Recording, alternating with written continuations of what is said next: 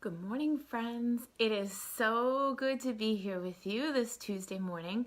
I had a crazy, awesome couple of weekends in a row. I was away with some friends at a crop down on the Cape, and then I held my own scrapbooking, crop, quilting, knitting, stamping weekend up in Kennebunk, and I just relisted for October. In addition, I am working on a retreat in the summer in Andover, Massachusetts. So that is still pending. I'm trying to get the contracts all settled with the hotel. So what a crazy, awesome weekend. And I know that some of you probably saw the crazy pictures. Good morning, Mary.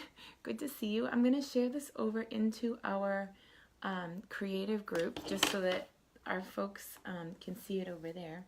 If you're not a member of the creative group, I share all kinds of stuff over there. Whatever I happen to be working on, I snap a picture and upload all the time. And then there are other people that share over there. So it's more of an interactive group, which I like. We see all sorts of stuff over there. Let's see, post. Yay, okay, so that's good to go. So I have a brand new friend, Mary. Mary placed an online order in my store. Oh, I'm so ADHD.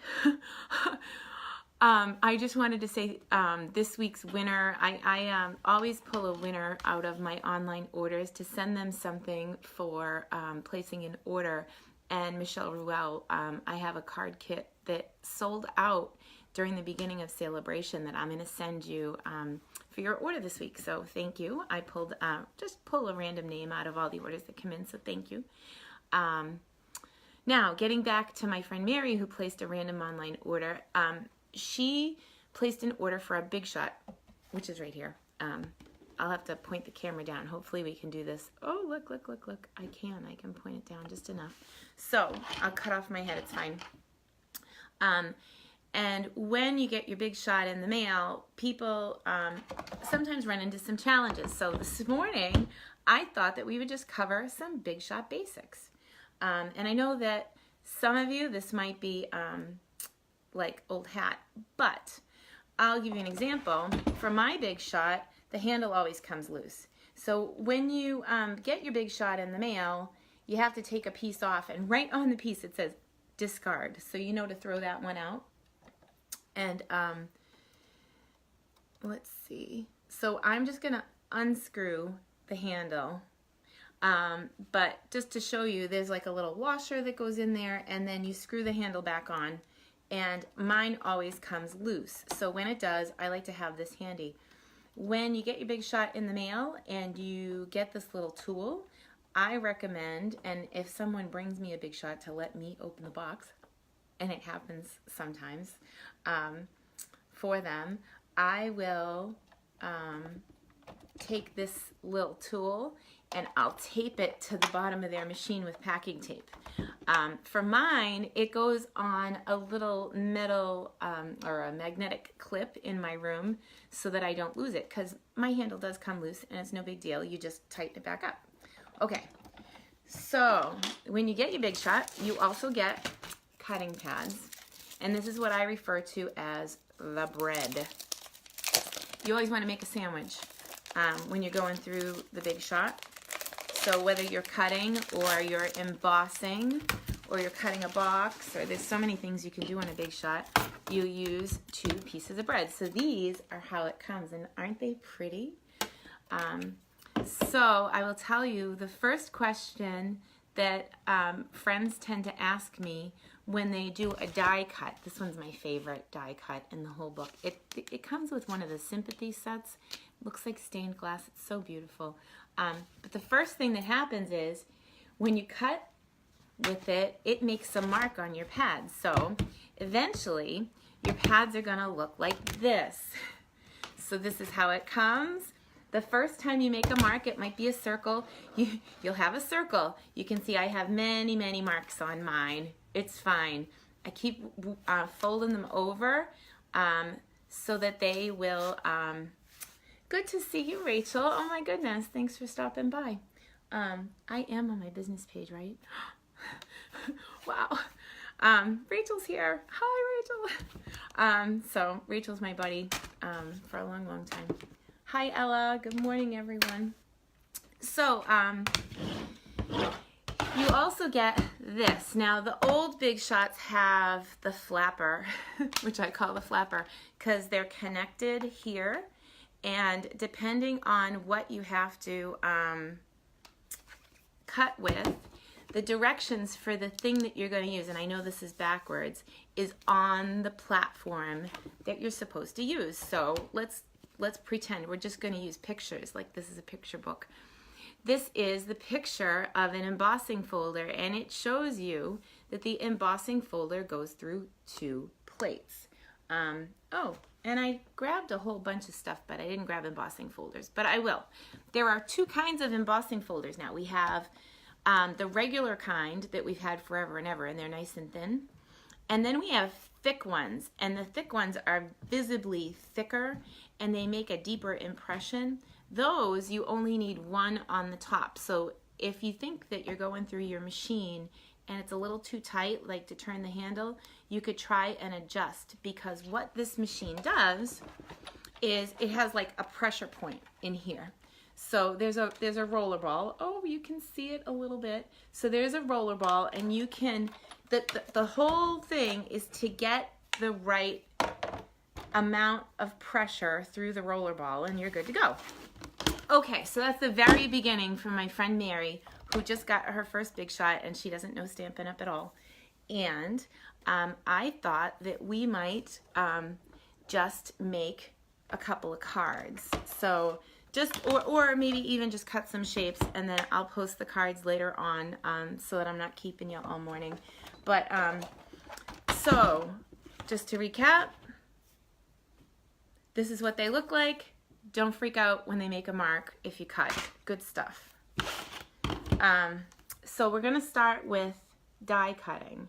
So on this plate, you need to use both to make the sandwich the right height when you're rolling through your Big Shot. So I'm going to take the yucky pad that we can't see through and put that on the bottom, because I'm just going to cut against it.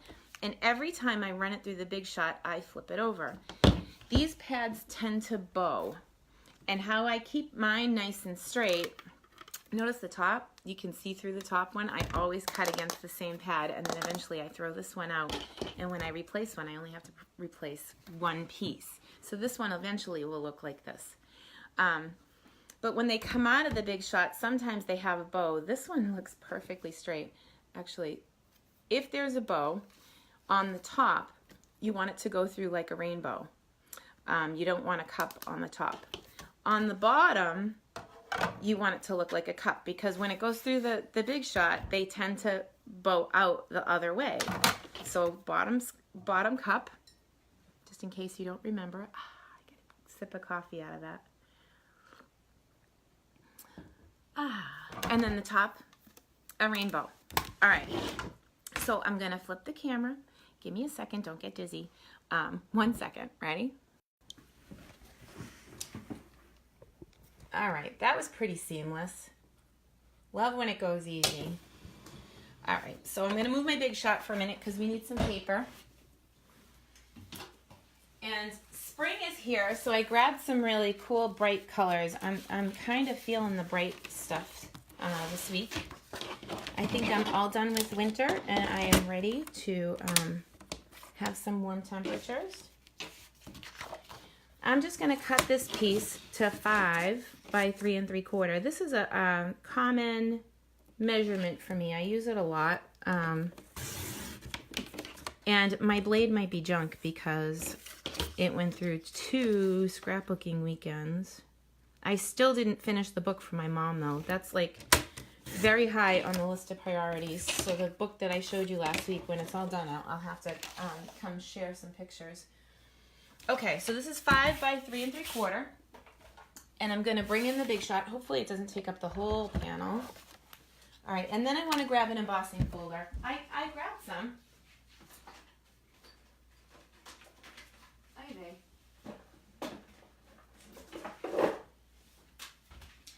when you don't know which one you want, you just grab them all. So I have a whole bunch here. Let's see, what do we want? So I want to show you the difference between some of these thicknesses. So for example, this is a thin one. And then this is one of the thicker ones. You see the difference in the size? So for this one, I'd only need one cutting pad, and for this one, I'd need two. And sorry for those of you that already know all this stuff. I really wanted to use polka dots, but I can't seem to find it, so let's use this one. It's awful pretty. When you have a 6-inch one that goes the distance, you got to be careful when you're going through to get this right on top of your sandwich. And did I put the cutting pads down? That's awesome. I am so capable of losing my cutting pads. Oh my God, I just had them. That's so fun. It's like a continuation of this weekend. Every time I go for something, I lose something. Okay, so here's my platform. And because we're embossing, my Big Shot platform is telling me that I don't need this other little piece. This is for cutting. So I'm going to put that one to the side. I can put my sandwich down. So I'm going to put a piece of white bread. I don't like to go with the side that folds against the side in case I accidentally shift. I always go front or back because I don't want to break where the folder opens, and I am going to make it straight because there it is. My OCD just popped in. So now we have all the letters of the alphabet. LMNOP, ADHD, OCD, all of that. Good morning, Janice. How are you? Thanks for saving me there. Okay, so you roll it through the Big Shot, and this is the thin one, and bam, it's so pretty. Hang on, let me get a better view. Okay, so we have that one. And then the thicker one just makes a more deeply etched image. Now to cut, we take this out. And we start back with this. But now we need that other thing that we put to the side that fell on the floor. Did it? No, it's in my hand. And here are the directions for this one. Again, we have to make a sandwich. So we put down the piece we can't see through. Piece of paper, and I'm feeling kind of lazy, so ready? It's okay. As long as it's not thicker than 6 inches, you're good to go. And let's pick a die. So I use these excessively. Let me show you. I have the Stitched Shapes framelits, and these they come with a stitching around the shape. So you decide what size you want your opening to be. I kind of like this one. Hopefully I can find the scalloped circle to match. So I would cut my white piece with this, and it would give me the white with the stitched. And those stitched framelits, they come in circles, ovals, and squares. So they actually coordinate perfectly with these circles, with the ovals, and with the squares. And you might notice that I have an awful lot of circles here. That's because I have 2 sets right here. It may not be a perfect fit for this one, but what I do is I do have 2 of each so that if I'm cutting for a lot of people, that I can actually cut, that's going to fit perfect. I can cut 2 pieces of paper at a time, and then I have 2 dies, so I can actually cut out 4 scalloped circles at a time. And did I put the stitched one back in there? You know I did. There it is. The stitched ones kind of pop out because they're a little thicker. And if you ever lose one of your dies, here's a little tip for you. You see this? It gives you the item number. So this is the item number from the book, 145372. That is for the Stitched Shapes framelits. So if I lose this and I don't know what framelits it comes out of, that's how I find out where to put it. So I've got, and let's go back to the directions. I've got my cutting pad, I've got my piece of paper, and I have the framelit on top, and then I need a top cutting pad. Oh, let's grab one of the new ones. Isn't that fun? I made a huge mess on my table. This is funny. Okay, so then you just roll it through. And our dies are made to run through twice. So you go down and back whenever you're cutting. And a lot of times with these, because there's no detail to them, I will cut 2 pieces at a time. And that leaves a mark on my cutting pad. So don't get nervous when your cutting pads look awful. Until they break in half, I keep using them. And sometimes when they break in half, I'll use the 2 halves. It's fine. As long as they go through, I still use them. Let's see. So I think that's about it for all the Big Shot Basics. Oh, you know what? I should show you one more thing. Sometimes when I'm having trouble with a detailed die, let's pull in a dryer sheet. So these are just dryer sheets, Market Basket, and I use no perfume because I have sensitivities to that. Hey, look, I found my polka dots. I love this set of dies. It's got so much detail in it, but some of the problem with a detailed die is you don't necessarily have an easy time getting it out. So I'm going to move the Big Shot for 1 second. I want half a piece of black.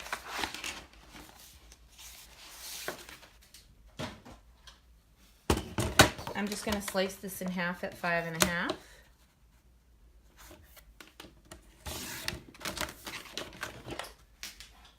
And then we can bring the Big Shot back in. Here we go. I'm going to lay down my cutting pad. And before I cut with these, I'm going to lay down just a dryer sheet. And I'm going to play, because I don't know what I'm making yet. And I love all these pieces. It's so easy to take these and run them through. Now, here's the deal. You don't want to overlap them, because if you do, one can cut the other. So just be careful with that. But let's roll through with a dryer sheet first. So all that's here is a dryer sheet. And why I do that is it makes the detailed images super easy to pop out. And there's also a die brush, and I'll show you that in a second. These are a magnet, and if you look on Amazon, they're called vent covers. They're very inexpensive to buy, and they make it super easy to store your Big Shot dies. They don't get lost when they're on a magnet. Okay, so we'll get rid of the dryer sheet, and I can use this again. I use it until it completely falls apart. Sometimes I fold them over and go that way. But now that we have that all done, I can take my piece of paper and put that on the platform. So I have all of my layers there. And I have a little bit of the dryer sheet stuck on the die. So I'm going to pull that out. No big deal. I don't want any residue on my cardstock, so that just makes for cleanup. Who wants to clean? We're crafting. So I'm going to take all of these pieces and just have some fun with them. So you lay the cutting pad on the top, making sure that nothing's overlapping, and just roll it through again, and we're going to go down and back just like before.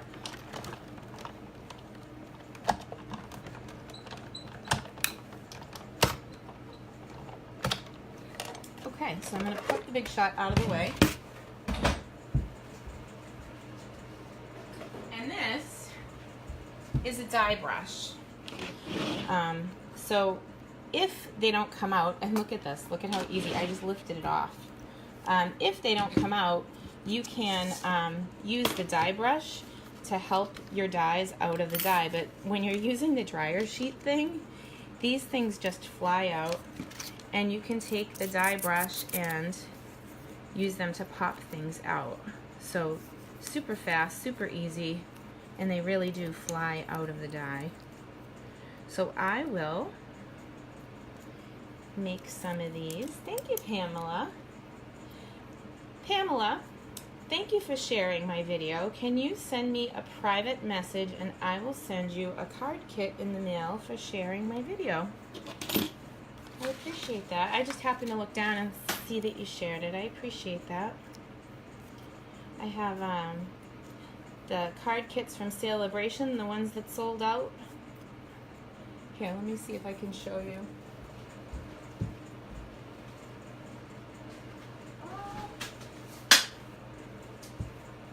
This one, the Precious Parcel card kit. I'm going to send you this, and I'm going to send one to Michelle Ruel as my random prize of the week for placing an online order. I really appreciate you guys. It is the last week of Celebration. Oh my goodness. So like these are great. They're just popping right out. Isn't that fun? And it's easy. So I'll make sure that I get the cleaning lady to vacuum, aka me, because I have a club coming tonight. Let's see. So it's super simple, easy to pop out, and then this is ready to layer on a card. Or so I will have to make something with all these shapes that I cut out. Let's see, I'm going to flip the camera back. Have a chat. Whoa. Okay, so I think I covered everything. We had retreat this week. Card class is coming next week. And I am playing with some spring things, so I hope that we can have some fun. I haven't designed anything yet for it, but I'm looking at these well-written dies. When I do a card class for you, if there is a pre-tied bow involved, I typically do all the tying for you. And I have these I'm playing with, the words. I don't know what I'm doing yet, but it would be fun. Ooh, you could see it that better there. So that's you, all about you. But I pre-cut all of your little pieces so that you can just have fun and stamp and assemble your projects and learn any techniques that are in the, what is the set of Thinlits? Well, I showed a few of them. Is it these that you want to see, the well-written? Just gonna hold on for a second so you can answer. This one goes with the Well Said stamp set, and there's a whole bunch of phrases. I wonder if I can flip so you can read it. So like there are 51 stamps in this set that go with the die cut letters. So I was thinking that it would be fun to play with these for spring. Whatever, whenever, I'm here for you. Time for an adventure. And then they have like just some plain words. Sympathy, thanks. Wishes, congratulations. This is a great all occasion set, so I was thinking maybe next month I would play with this one because it's so pretty. And speaking of losing little framelets, I lost the exclamation point out of this one. If you were looking at the other framelits, Linda, I missed the question because it says what set of Thinlits. I played with these stitched shape Thinlits that coordinate with the squares. So this one puts a stitch and it coordinates with the circles, the squares, and the ovals like this. So, yes. So all of those I played with this morning. And you can even do things like boxes. This one is a window box Thinlit, and the Big Shot will cut this out. So let me show you. These have all sorts of fun things that go together. Here, let me put it against the white so you can see it good. So you cut two of these and it makes a box. There's the flap here and you attach on either side. And then there's all sorts of little decorative pieces. So if you wanted to cut like a decorative top, you can roll that through at the same time. Again, you have to be super careful that it doesn't move. Sometimes I use washi tape to hold it in place. Or these that will fit in the box. Now I will tell you that there's one that has birthday candles, and one time I cut the birthday candles go in the same exact way, but you have to remember that one side of this is the bottom of the box. So if you're going to use a decorative thing with the candles, hang on, let me grab them. Oh, I can't get it out. It's really stuck in there. Hang on. It's because I'm talking. That's how it always works. So this one, right? Let's say that you wanted to add, now I need a piece of white.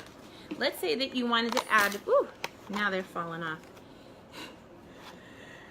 It's always an adventure. Let's say you wanted to add the candles to the box. Are you seeing those okay?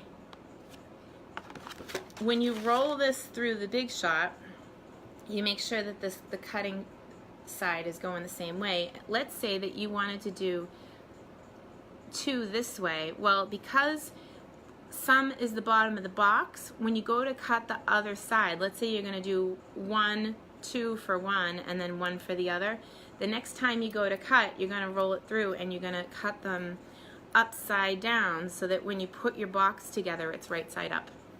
I hope that makes sense. So what I will do is I will make a few samples with these products and I will get them up on the Creating with Celine site this week. That's my creative group.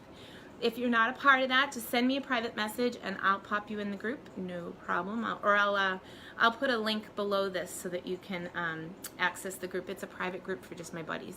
So I hope to see you again next week. Keep the questions coming. This one was for Mary because she asked me, what do I do with the Big Shot and what can it do? So we started from the very beginning. If you have additional questions, just let me know and I'll cover them. Thanks so much and we'll see you next Tuesday. Bye guys.